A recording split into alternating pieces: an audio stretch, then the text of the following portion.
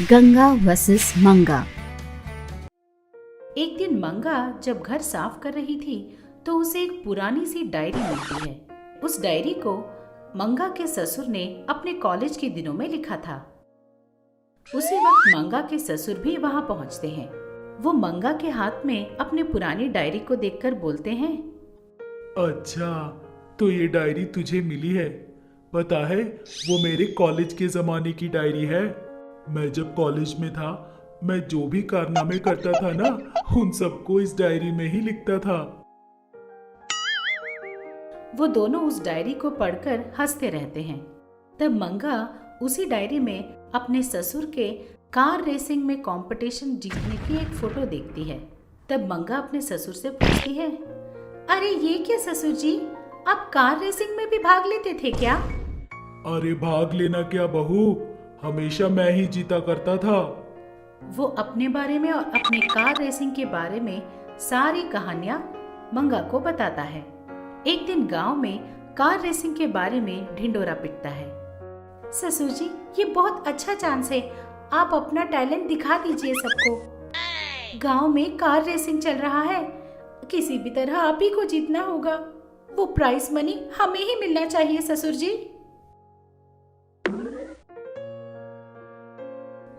नहीं बेटी, ये उतना आसान नहीं है। कॉलेज में पढ़ाई के बाद मैंने एक बार अपने गांव में कार रेसिंग में भाग लिया था, लेकिन उस वक्त मैं हार गया था। हमारे पास जो कार है उसे देखा ना तुमने, बहुत छोटी सी कार है, उसके छोटे छोटे व्हील्स भी हैं। उस कार में रेसिंग पर जाना बहुत मुश्किल है। फिर भी मैंने एक बार उसी गाड़ी में रेसिंग की थी, लेकिन कार की टायर पंचर हो गई थी और मैं उल्टा ही गिर गया था। पूरे गांव के सामने मेरी इज्जत का फालूदा बन गया। इस तरह मंगा को समझाकर वो वहां से चले जाते हैं। तब मंगा कुछ देर सोचने के बाद गाड़ी के शेड के पास पहुंचती है। वहां वो अपना पुराना मारुति सुजुकी 700 कार को देखकर अपने मन में सोचती है, ससुर जी ने तो ठीक ही कहा था, इस गाड़ी के तो एकदम छोटे छोटे व्हील्स हैं, लेकिन इस गाड़ी का कुछ ना कुछ तो करना ही पड़ेगा। ऐसा सोचकर वो तुरंत अपने मैजिक लैंप से अपने जीनी दोस्त को बुलाती है। अरे ओ जीनी, जल्दी जल्दी उठ, बाहर निकल। तब जीनी लैंप से बाहर आकर बोलता है, अरे क्या दीदी, मैं कितनी गहरी नींद में सो रहा था पता है। तब मंगा पूरी बात उस जीनी को समझाती है। सारी बात सुनने के बाद जीनी मंगा से कहता है, अच्छा दीदी, तो आप क्या चाहती हो? आप चाहती हो मैं उस कार के जाइंट व्हील लगा दूं? इतने से काम के लिए इतना सारा बकवास क्यों किया? ऐसा बोलकर अपने जादू से उस गाड़ी के छोटे छोटे व्हील्स को बहुत बड़े बड़े आकार में बदल देता है। काम खत्म करके जीनी वापस उस लैंप में जाकर सो जाता है। ये सब देखकर मंगा मन ही मन मुस्कुराते हुए बोलती है, आलसी राम कहीं का। इस तरह मन में हंसने के बाद वो तुरंत दौड़ते हुए अपने ससुर के पास जाकर उन्हें ये नई गाड़ी दिखाती है। अपने पुरानी गाड़ी पर बड़े बड़े से व्हील्स को देखकर मंगा के ससुर बहुत खुश हो जाते हैं। वो बड़े जोश में आ जाते हैं और कहते हैं, ऐसी गाड़ी में तो 1 मिनट में मैं सबको हरा सकता हूँ। चल बेटा, तुरंत जाकर कब जीत कर आते हैं। इस तरह बोलकर मंगा के ससुर रेस के लिए तैयार हो जाते हैं। ये सब देखकर गंगा उनसे कहती है, अजी, ऐसी उम्र में ये रेसिंग आपको जरूरत है क्या? गंगा की बात सुनकर उसके पति बोलते हैं, वो आंखों पर चश्मा लगाते हुए, I may be old, but my blood is still young. इस तरह वो बड़े स्टाइल से और कॉन्फिडेंस से बोलते हैं। रेस शुरू हो जाती है। वहाँ के सारे लोग इस जाइंट व्हील कार को देखकर आश्चर्यचकित हो जाते हैं। जैसा सोचा था उसी तरह वो जाइंट व्हील कार सब लोगों को पीछे हराते हुए आगे निकल जाती है। लेकिन थोड़ी दूर जाने के बाद उस जाइंट व्हील्स के भार को इंजन सह नहीं पाता है और इंजन काम करना बंद हो जाता है और गाड़ी अचानक से रुक जाती है। बहुत तेजी से चल रही गाड़ी अचानक से रुक जाने की वजह से मंगा का ससुर तेजी से गाड़ी से बाहर निकल जाता है और दरवाजे को पकड़कर लटकने लगता है। ये देखकर गंगा डर जाती है और अपने मन में सोचती है, अरे रे, इस जायंट व्हील की वजह से लगता है गाड़ी रुक गई है, अब क्या होगा। इस तरह वो घबराने लग जाती है और वो तुरंत भागते हुए अपनी सास के पास पहुंचती है। इधर कार के दरवाजे को पकड़कर लटकता हुआ मंगा का ससुर इस तरह चिल्लाता रहता है, बचाओ, मुझे कोई बचाओ और नीचे उतारो। मेरी darling Ganga, please help me. जल्दी जल्दी आ, लगता है मेरी कमर टूट जाएगी। इस तरह वो दर्द से चिल्लाने लगता है और इधर गंगा मुस्कुराते हुए बोलती है, तुमने तो कहा था यंग ब्लड है, ये है वो है, बढ़ चढ़कर बातें की थी, अब क्या हुआ। इस तरह गंगा चिढ़ाते हुए बोलती है, अरे कुछ बोलने से पहले एक बार मेरी हालत को तो देख। ये भी कोई वक्त है मुझ पर मजाक उड़ाने का। प्लीज गंगा, मेरी मदद कर। इस तरह वो मदद की याचना करता है। तब मंगा भी अपनी सास गंगा की तरफ बड़े प्यार से देखकर बोलती है, प्लीज सासू माँ, कुछ कीजिए ना। इन सब की बातें सुनकर गंगा अपने मैजिक से अपने पति को वापस उस गाड़ी में बैठा देती है और साथ में उस गाड़ी के पुराने इंजन को निकालकर एक रॉकेट के इंजन को लगा देती है। उसकी वजह से वो कार सबसे तेज चलकर पूरी रेस जीत जाती है। इस तरह गंगा की मदद से मंगा के ससुर को कप मिल जाता है और मंगा को प्राइज मनी। इस तरह दोनों की मन की। एक दिन मंगा बाजार जाकर 3 मुर्गी के बच्चों को लेकर आती है। ये देखकर गंगा, ये सब क्या है, मुर्गी लेने वाली थी, मुर्गी के बच्चे ले आई। सासू माँ, बाजार में मुर्गियों के भाव बहुत ज्यादा हैं, इसीलिए इन मुर्गी के बच्चों को ले आई। बाहर मुर्गियों को खरीदने से तो अच्छा हम ही घर पर पाल लें, इस तरह हमारे पैसे भी बच जाएंगे। इस तरह जब वो बड़े होंगे तो हमें अंडे मिलेंगे, मुर्गी भी बड़े हो जाएंगे, तब चाहे तो हम उन्हें रख सकते हैं या बेच सकते हैं, हमारी जो मर्जी कर सकते हैं। इसी वजह से मैंने ऐसे किया सासू माँ।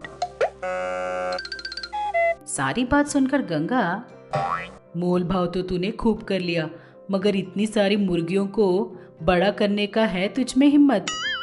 पिछले बार भी तूने ऐसा ही किया था ना, मेरे लाख मना करने पर भी उस मछली को तूने मैजिकल पाउडर दे दिया था ना, वो जाकर जायंट फिश बन गया। क्यों बच्चों, उस वीडियो को देखा नहीं? तो अभी नीचे दिए गए लिंक को क्लिक कीजिए और देख लीजिए। अरे, एक बार गलती हो गई तो मैं क्या बार बार वही दोहराऊंगी सासू माँ? इस बार वैसा कुछ नहीं होगा। इन मुर्गियों के साथ मैं ऐसा वैसा कुछ नहीं करूंगी, इन्हें मैं अच्छे से पालूंगी। ऐसा बोलकर वो उन मुर्गी के बच्चों को पालना शुरू करती है। थोड़े दिनों बाद वो बड़े हो जाते हैं। मंगा उन्हें बाहर छोड़ती थी। वो मुर्गी बाहर खाना ढूंढकर खा लेते थे और शाम को घर आ जाते थे। जब तीनों बच्चे बड़े हुए तो उनमें से 2 मुर्गियां बनी और एक मुर्गा बना। ऊपर से वो मुर्गी गर्भवती भी थी। ये देखकर मंगा मन में सोचती है, अरे रे, ये क्या, मैंने सोचा था तीनों मुर्गियां ही होंगी। चलो कोई बात नहीं, अभी जो अकेली मुर्गी है वो तो गर्भवती है, वो मुझे और भी बच्चे देगी। अब ये दोनों मुर्गे वैसे भी कोई बच्चे नहीं देने वाले, मैं इस मुर्गी को रखकर इन दोनों मुर्गों को बेच दूंगी। ऐसा सोचकर उसने उन दोनों मुर्गों को बहुत अच्छे दाम में बेच दिया और उन पैसों को देखकर बहुत खुश होती है। इस तरह वो मुर्गी रोज बाहर जाकर खाना ढूंढकर खाकर वापस आ जाती थी। लेकिन एक दिन वो मुर्गी शरीर में चोट और एक टूटे हुए पैर के साथ घर आती है। ये देखकर मंगा दुखी होकर बोलती है, अरे रे, ये क्या, तेरा पैर कैसे टूट गया? अब तू इन टूटे हुए पैरों से बाहर जाकर खाना कैसे खाएगी?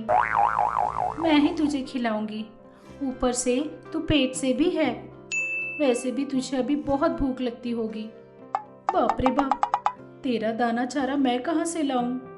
अब तू मेरे किसी काम के नहीं, जा, यहाँ से चली जा। इस तरह वो उस गर्भवती मुर्गी को अपने घर से भगा देती है। तब बेचारी वो मुर्गी बड़े दुख के साथ उस घर से बाहर चली जाती है। इस तरह जब वो जा रही होती है तो उसे रास्ते में एक कछुआ मिलता है।